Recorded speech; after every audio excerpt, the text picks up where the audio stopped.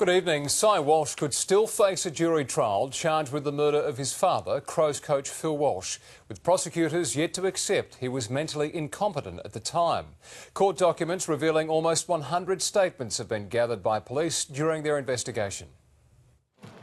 7 months after the tragedy that rocked the AFL, 9 News can reveal for the first time the extent of the prosecution case against Cy Walsh, who today renewed his plea of not guilty to the murder of his father, Adelaide Crows coach Phil Walsh, claiming he was mentally incompetent at the time of the stabbing. The case is so far built on 94 statements from a wide variety of people: police officers, paramedics, doctors and psychiatrists, as well as family and friends of Phil and Cy Walsh, including past and present players and officials at both the Adelaide and Port Adelaide football clubs. It also includes transcripts of the harrowing 000 call made on the night, Walsh's arrest video, CCTV footage and crime scene photos. Is the family hopeful that this can all be over with quickly?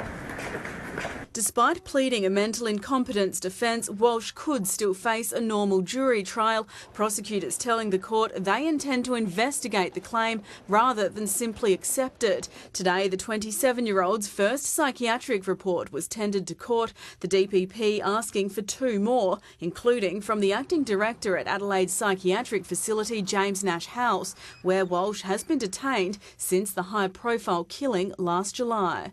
Cy Walsh didn't show much emotion throughout the 45-minute hearing, except to occasionally look down and close his eyes. He did appear to struggle, though, when asked how he pleaded to the murder charge, responding not guilty in a croaky voice. Walsh will next appear in court in a closed directions hearing on the 1st of April. Kim Robertson, 9 News. And a jury is tonight considering its verdict in another high-profile murder case. Former law student Wei Lee, accused of murdering his mother in their Burnside home.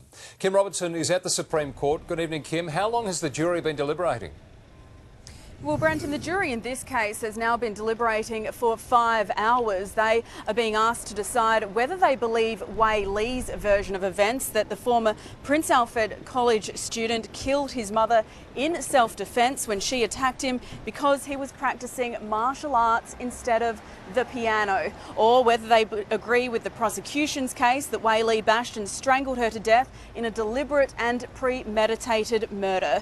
Now, the badly beaten body of 41-year-old Emma May Tien was found bundled in a sheet in their Burnside home in March 2011. Wei Lee, who was then just 18, fled to China, evading police for 3 years. The court last week releasing CCTV and photos that showed his movements the days after the murder. Now, at trial, the 23-year-old took the stand to defend himself, saying he never intended to kill his mother, only to restrain her after she came at him, yelling and screaming with a metal bar, and that he suffered daily beatings by her on a daily basis. Now, the last I heard, the jury is still deliberating in this case. It's not yet clear whether they will spend the next few hours trying to come to a verdict or whether they will return tomorrow to consider it some more. But what I can tell you is murder does require a unanimous guilty or not guilty verdict.